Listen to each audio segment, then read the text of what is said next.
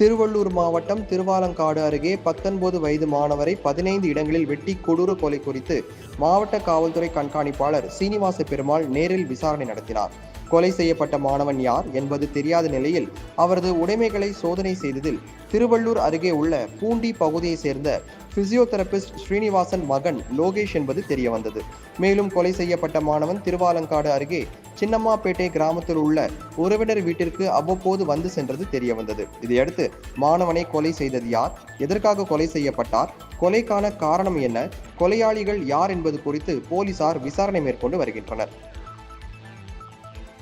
இந்நிலையில் கடந்த 10 நாட்களுக்கு முன்பு பூண்டி அருகே உள்ள கடையில் நின்று கொண்டிருந்த லோகேஷை 2 சக்கர வாகனத்தில் வந்த இருவர் கத்தியால் வெட்டும் காட்சிகளும் பின்னர் அருகில் இருந்தவர்கள் லோகேஷ் காப்பாற்றியது குறித்த சிசிடிவி காட்சிகள் சமூக வலைதளங்களில் வைரலாகி வருகின்றது.